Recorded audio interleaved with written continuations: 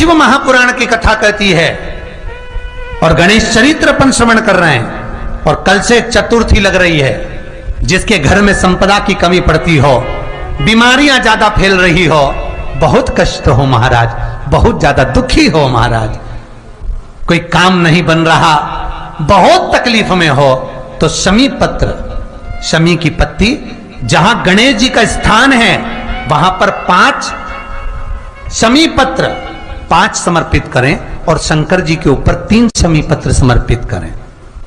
बहुत ध्यान देना, 5 शमी पत्र जहां गणेश जी का स्थान है शिवलिंग में वहां समर्पित करें, 3 शमी पत्र शिवलिंग के ऊपर समर्पित करें। 1 शमी पत्र शंकर जी की चौखट पर लेफ्ट भाग में, जाते समय आपका उल्टा हाथ, जब मंदिर से निकलो तो उल्टे हाथ पर लेफ्ट भाग में शंकर जी की चौखट पर समर्पित करें 1 शमी पत्र। और महाराज घी का दिया जहां लेफ्ट भाग में आपने शमी पत्र रखा है, मंदिर में ना दिया लगाकर बाहर की ओर जहां शमी पत्र रखा है उसके ठीक साइड में एक घी का दिया लगा दीजिए। केवल गणेश चतुर्थी से लेकर अनंत चतुर्दशी तक गणेश पुराण कहती है भगवान गणेश जी का, मोर ध्वज का, मयूर ध्वज गणेश का नाम लेकर जो ये दीप शमी पत्र चढ़ा देता है उसके घर से कभी रिद्धि सिद्धि नहीं जाती, वैभव प्रतिष्ठा नहीं जाती। कर कर देखना, अगले साल तक आपका व्यापार कितना चलता है हमको बताना जरूर, करके देखो एक बार। गणेश पुराण का, शिव महापुराण का यह प्रसंग करिए, जीवन में उतारिए। चतुर्थी से लेकर अनंत चतुर्दशी तक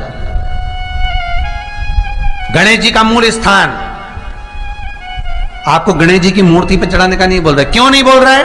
क्योंकि गणेश जी की आप प्रतिष्ठा करोगे तो वो टेम्परेरी है, 10 दिन के लिए कर दिया फिर वापस विसर्जन कर दिया। पर जहां शंकर मंदिर में बैठ गए, शिवलिंग स्थापित हो गया, वहां ना जाने कितने समय से शंकर की आराधना हो रही है, वहां गणेश जी सदा विराजमान है, सदा आराधना।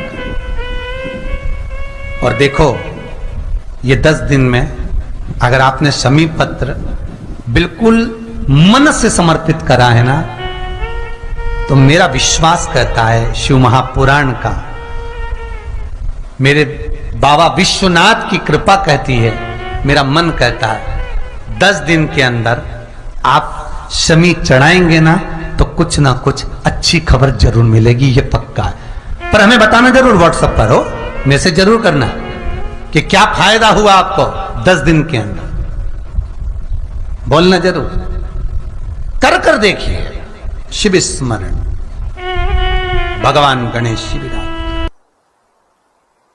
चतुर्थी का जो व्रत करने वाली होती हैं, जो चतुर्थी का पूजन करने वाली होती हैं, उनके भीतर का एक भाव होता है कि जैसे ही शाम का समय आए चंद्रदेव का पूजन करें, चंद्र जब प्रकट हो जाए, कलश भर लिया, उसके नीचे आखा दाना रख दिया, चावल गेहूं जो भी आप रखते हो पूजन के लिए, ऊपर पात्र आदि रख दिया जलाशय, फिर अपन ने घी का दिया लगाकर पूजन भी कर ली। तो जो चतुर्थी का पूजन करने वाली होती हैं, जो चतुर्थी का नियम व्रत धारण करने वाली होती हैं, बड़ी बड़ी चतुर्थियां करती हैं या उसका नियम धारण करती हैं, तो चतुर्थी का जो पूजन करती है वो किस चीज के लिए होता है? केवल संतान, पुत्र, परिवार, हमारा कुटुंब, हम जिस कुल में हैं, हमारा कुल वैभव की ओर बढ़े, संपदा की ओर बढ़े और उसकी आयु बढ़े,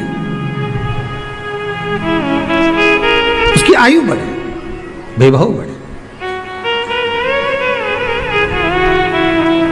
बहुत ध्यान दीजिएगा महाराज, चतुर्थी की पूजन में जो आप आखा दाना रखते हो, गेहूं वगैरह कुछ भी जो रखते हो, उसकी बड़ी महत्वता होती है महाराज। यहां तक कहा गया है, चतुर्थी की कथा तो आप लोग पढ़ते होंगे, जो लोग पढ़ते हैं उनको मालूम होगा, चतुर्थी की कथा में लिखा है,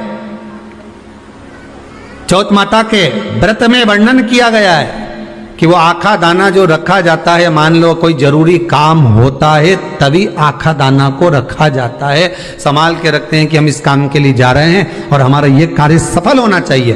तो जिसने चतुर्थी का व्रत करा है, जिसने चंद्रदेव का पूजन करा, चतुर्थी का व्रत करा, वो गणेश जी से विनती करके वहां से 2-4 आखा दाना उठा ले और जो व्यक्ति का काम अटक रहा है अपने ही घर का, पर दूसरे कुल को नहीं देना, अपने ही कुल के अंतर्गत जो काम अटक रहा है उसकी जेब में, उसके पल्लू में उस चीज को रख दिया जाए।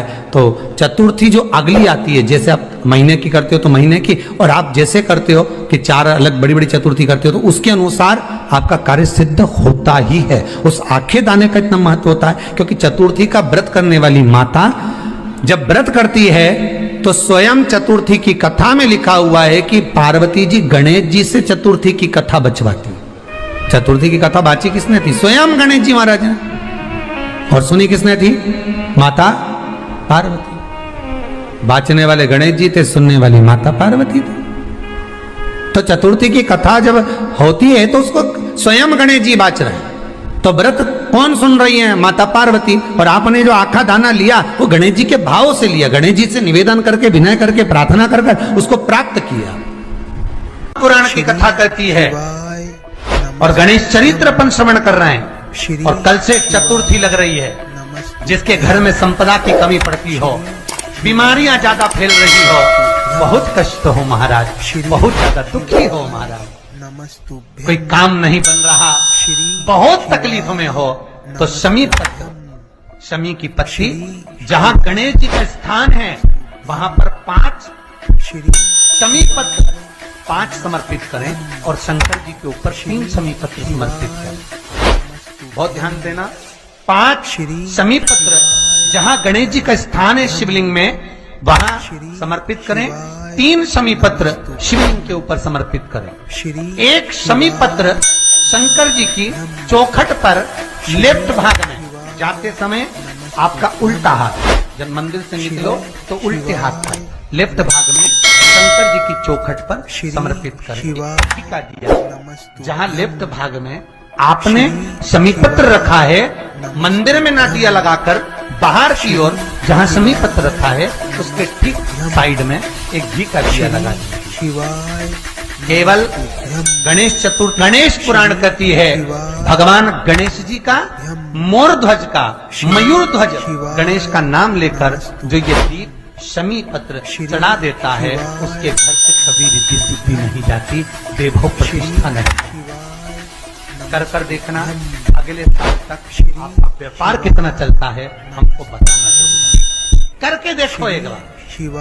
गणेश पुराण का, शिव महापुराण का ये प्रसंग जीवन में होता है। गणेश जी का मूल स्थान,